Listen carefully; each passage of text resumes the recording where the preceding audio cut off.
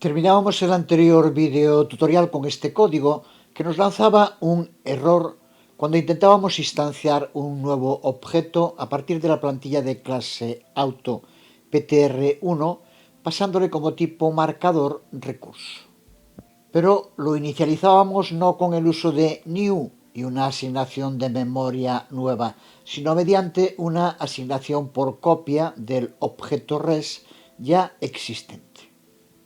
Vimos en el video tutorial 150 cómo utilizar los constructos por copia implícitos o explícitos. El problema aquí es que no contamos con un constructor por copia explícito. Ya sabemos también, hemos visto su importancia en distintas ocasiones, que el compilador puede crear un constructor por copia implícito. Pero ese constructor solo hace una copia superficial, que se limita a la dirección en memoria del objeto, no copia sus contenidos. Así que aquí, cuando inicializamos el objeto otro con el objeto res, ambas variables de tipo autoptr1 están apuntando al mismo recurso en memoria. Ya debemos tener claro cuál será la lógica del programa al ejecutarse. Si tienes dudas sobre esto, sería una buena idea que uses el depurador para verlo.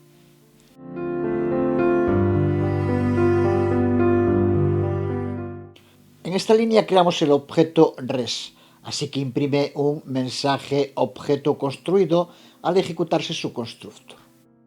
Luego se crea el objeto otro, que usa el constructor por copia implícito, que lo que hace es crear una copia superficial que apunta a la misma dirección en memoria que el objeto res.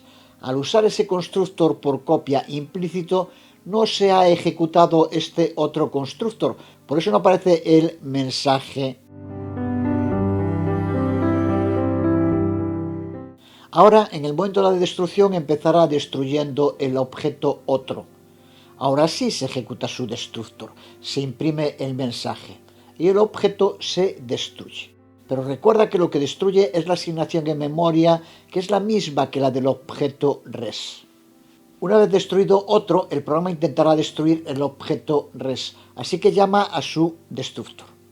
Se imprime el mensaje, hasta aquí no hay problema, pero justo después de imprimir el mensaje intenta acceder a su memoria para desasignarla y se encuentra con que ese espacio de memoria ya no existe, porque ha sido desasignado por el destructor del objeto otro antes.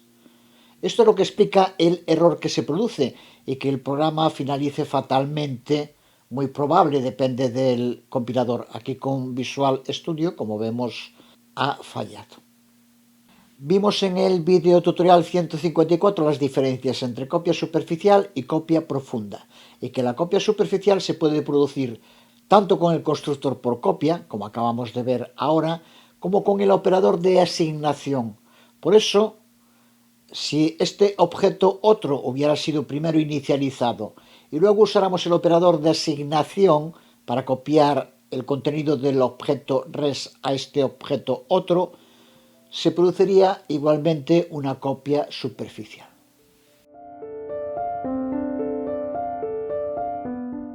Todos estos problemas comparten un mismo dilema. Cuando queremos reutilizar recursos, ¿cómo debemos hacerlo? ¿Es mejor pasar por valor o por referencia? ¿Debería usar punteros?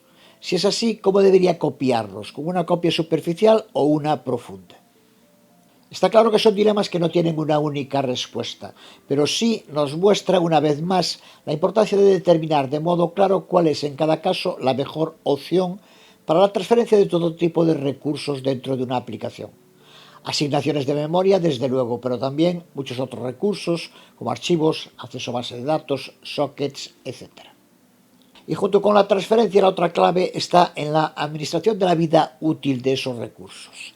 Ahí es donde aparece RAI, que no es una herramienta en sí, sino un principio programático que establece que un recurso está vinculado a la vida útil del objeto que adquirió ese recurso. Es el principio en el que se basan los punteros listos, que ya hemos visto en nuestra primera aproximación, que no son más que punteros tontos que pertenecen a un objeto, que es el encargado real único de gestionar su vida útil, lo que ayuda a prevenir fugas de recursos e inestabilidad general.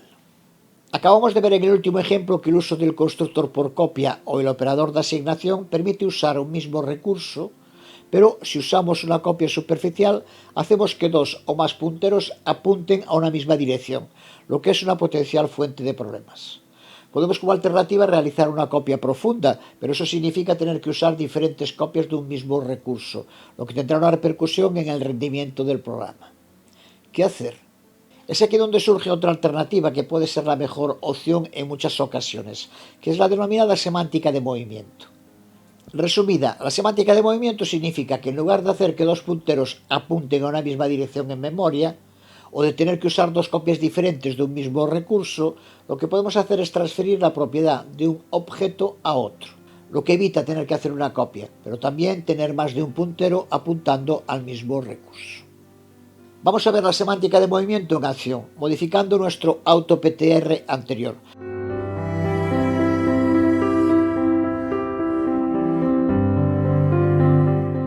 Vamos a llamarle ahora AutoPTR2. Sigue siendo la misma plantilla de clase que antes, con un parámetro marcador de posición T, con la misma lógica array que subyace en los punteros listos para gestionar la vida útil de un puntero tonto. Aquí el puntero tonto es MPTR y lo administramos a través de un objeto al que pertenece y que gestiona su vida útil a través de un constructor y un destructor. Pero ahora añadimos un constructor por copia explícito, que es donde vamos a implementar esta semántica de movimiento.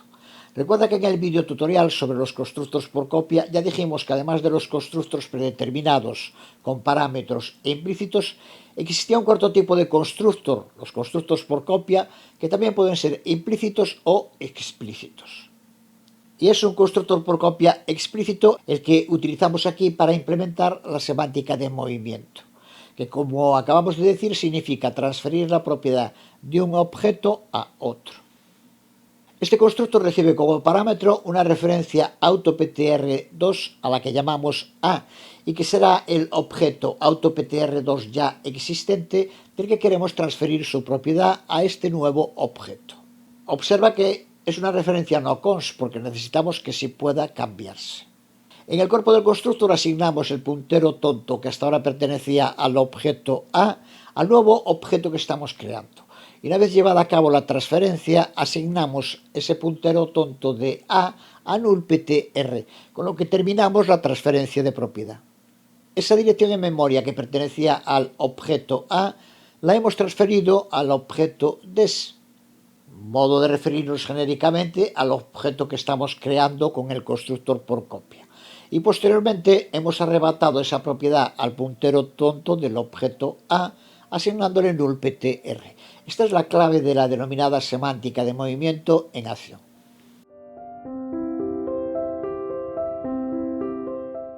A continuación tenemos que hacer lo mismo sobrecargando el operador de asignación porque, como dijimos antes y ya hemos visto en varias ocasiones, los problemas de varios punteros apuntando a la misma dirección se pueden producir tanto con constructores por copia como por asignación.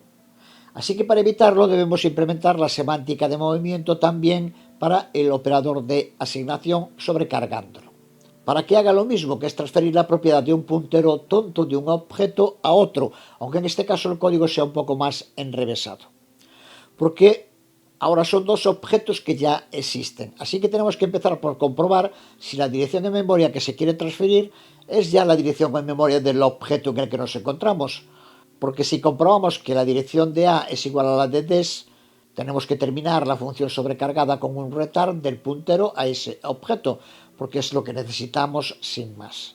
Si no es así, lo primero que tendremos que hacer es desasignar cualquier puntero que le haya sido asignado a este objeto al ser instanciado desde su constructor.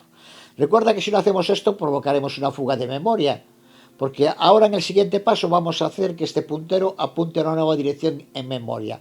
Y si no eliminamos la anterior, se convertirá en un trozo de memoria asignado pero inaccesible, una fuga de memoria de manual. Una vez que el puntero tonto de des ha sido desasignado, repetimos el proceso que hicimos en el constructor por copia.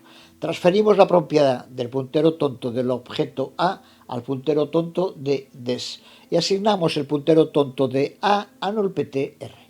Finalizamos la función sobrecargada devolviendo ese puntero des, ahora propietario en exclusiva de la dirección en memoria del puntero tonto que antes pertenecía al objeto A. De nuevo la semántica de movimiento en un operador de asignación en acción.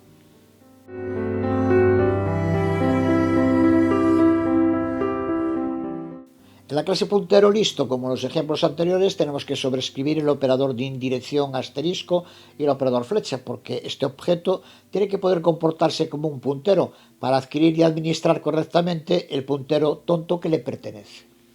Ahora creamos una vez más la clase que vamos a usar como el tipo del marcador de nuestra plantilla de clase puntero listo. Recurso con su constructor y destructor con un mensaje. Y en main instanciamos dos objetos autoptr2. Res lo inicializamos asignándole un nuevo espacio de tipo recurso en memoria. Y otro lo inicializamos con el valor predeterminado que indicamos en su constructor nullPtr.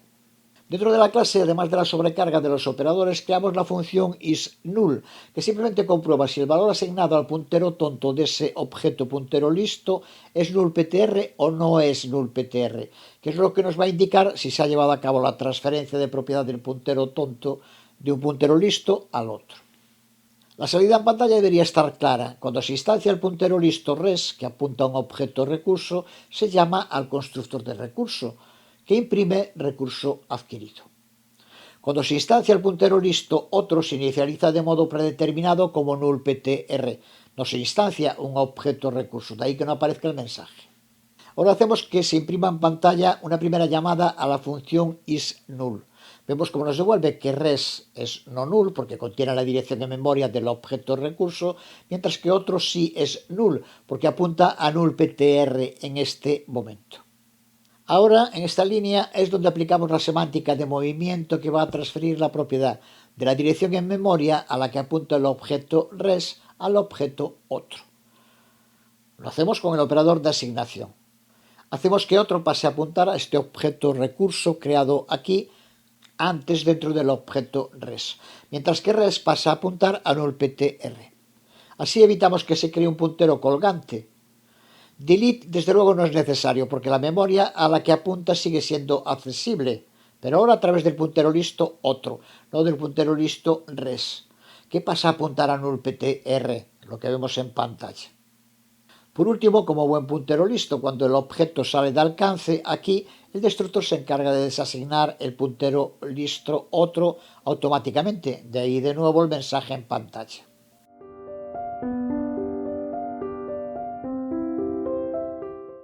Esto es la semántica de movimiento en acción. Nuestro operador de asignación sobrecargado ha transferido la propiedad de mptr de res a otro. Así que evitamos las copias duplicadas del puntero, pero también los peligros y ambigüedades de dos punteros apuntando a la misma dirección en memoria y manteniendo la capacidad RAID de limpiar todo de modo automático y ordenado. Todo muy bonito, pero no es verdad. Dice Stroustrup en su libro sobre el diseño y la evolución de C++ que sus mutaciones no surgieron por sí mismas, sino por la comprensión de los usuarios de los problemas prácticos de este lenguaje y de la necesidad de desarrollar nuevas herramientas para solucionarlos. Y eso fue justo lo que pasó con los primeros intentos por estandarizar los punteros listos en C++. Hemos llamado a este puntero autoptr porque nos permite ahora remitirnos al primer intento en C++ de incorporar punteros listos, que fue en su versión C++ 98 con el denominado std_autoptr, que ha sido eliminado definitivamente a partir de la versión C++ 17, pero sigue siendo el primer intento de C++ de usar un puntero listo estandarizado, std_autoptr, y que optó por implementar la semántica de movimiento tal como acabamos de hacer nosotros con la clase autoptr2. Pero la práctica posterior demostró que esta implementación tiene una serie de problemas que hacen que su uso sea peligroso. ¿Con qué problemas se encontraron los desarrolladores cuando empezaron a usar std_autoptr? No vamos a pararnos a verlos en detalle, pero es un buen ejemplo de cómo evolucionan los lenguajes de programación y cómo incluso herramientas que se consideraban idóneas, como std_autoptr, al empezar a usarse mostraron sus limitaciones y la necesidad de desarrollar otras herramientas más precisas. El problema fundamental es que cuando se creó std_autoptr C++ aún no contaba en sus estándares con una diferenciación clara entre lo que es copiar y mover, lo que dio lugar a multitud de problemas. Uno de ellos era cuando se pasaba por valor como parámetro de funciones a un objeto std_out_ptr. Como hemos visto, para que se produzca la semántica de movimiento siempre tiene que haber un puntero origen. Cuando se pase un objeto std_out_ptr por valor a una función, se mueve dentro de esa función y será destruido cuando la función quede fuera de alcance. Pero el objeto existente en el llamador fuente tampoco apunta ya a la dirección en memoria, porque como hemos visto se le ha asignado nullptr. Así que el llamador no puede acceder a ese objeto ni en el original, que ahora apunta a nullptr, ni en el creado con semántica de movimiento, que se ha destruido al finalizar la función y antes de volver al llamador. Pero problemas también con los arrays si son asignados dinámicamente, porque el tipo de eliminación con el uso de delete no es correcto para un array, así que su desasignación dinámica provocará errores y fugas de memoria de los miembros del array que no sean el primero. Además, std_out_ptr no funcionaba con muchas de las clases de la biblioteca estándar, especialmente con contenedores y algoritmos, porque fueron creados asumiendo que cuando se hace una copia es una copia, no un movimiento como el de la semántica de movimiento. Más problemas. Problemas que en conjunto llevaron a que a partir de la versión C++ 11, casi 15 años después de su aparición, y de haberse comprobado en la práctica sus múltiples problemas, std_out_ptr pasó a considerarse obsoleto y desde C++ 17 ha sido eliminado definitivamente de este lenguaje de programación. Como decíamos, en el fondo la clave para entender todos estos problemas del pionero fracasado de los punteros listos en C++ es que hasta su versión 11 este lenguaje de programación no contaba con un sistema para diferenciar lo que podemos definir como la semántica de copia de la semántica de movimiento. Fue con C++ 11, la versión con la que nace el C++ moderno, cuando se definió formalmente el concepto de mover y se agregó la semántica de movimiento como parte del lenguaje, para poder diferenciar correctamente la copia del movimiento. Así que lo que hemos visto hasta ahora es mucho más que un intento fallido. Fue una experiencia clave para implementar de modo mucho más coherente la semántica de movimiento dentro de C++. Y desde luego veremos en los próximos videotutoriales cómo arreglar nuestra clase AutoPTR2 para que se adapte a los requisitos técnicos de la semántica de movimiento que define el C++ moderno, en el que std_out_ptr ha sido reemplazado en la biblioteca estándar por varios tipos de punteros listos y también ya conscientes del movimiento que los define. std_uniqueptr, std_weakptr y std_sharedptr. Trabajaremos con todos y nos pararemos especialmente en std_uniqueptr, que es un reemplazo directo para el desaparecido std_out_ptr.